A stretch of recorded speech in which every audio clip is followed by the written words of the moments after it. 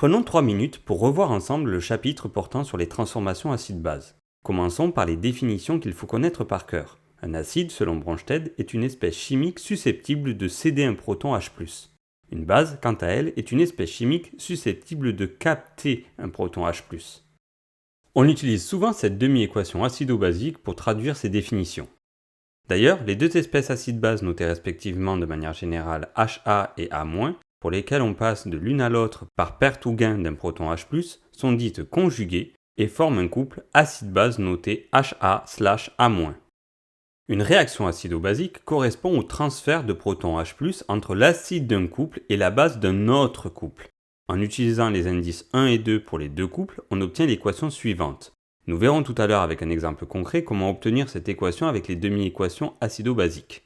Dernière chose à savoir, une espèce amphotère est une espèce qui peut se comporter comme un acide ou comme une base. Le cas le plus connu est l'eau de formule H2O qui se comporte comme une base lorsqu'elle est couplée à l'ion oxonium H3O+, et comme un acide lorsqu'elle est couplée à l'ion hydroxyde HO-. Dans ce chapitre, on doit être capable d'établir le lien entre le potentiel hydrogène, noté pH, et la concentration en ion oxonium pour des solutions aqueuses diluées, avec C0 correspondant à la concentration de référence conventionnellement égale à 1 mol par litre. D'ailleurs, au vu de la valeur de C0, il faut retenir que le pH est tout simplement égal à moins log de la concentration en ion oxonium. Si maintenant on veut exprimer la concentration en ion oxonium en fonction du pH, il faut se rappeler ce qu'on a vu en maths, que 10 exposant log de A est égal à A.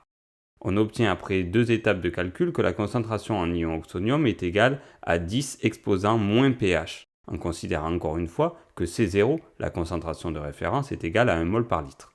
Si on veut revenir à l'expression du pH, il faut se souvenir que log de 10 exposant moins B est égal à moins B.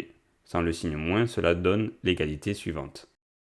Que vous connaissiez les démonstrations ou pas, il faut absolument connaître ces deux formules. On doit également savoir faire le diagramme de l'échelle de pH que l'on connaît normalement depuis le collège, et ajouter les espèces majoritaires suivant les cas acide, basique ou neutre.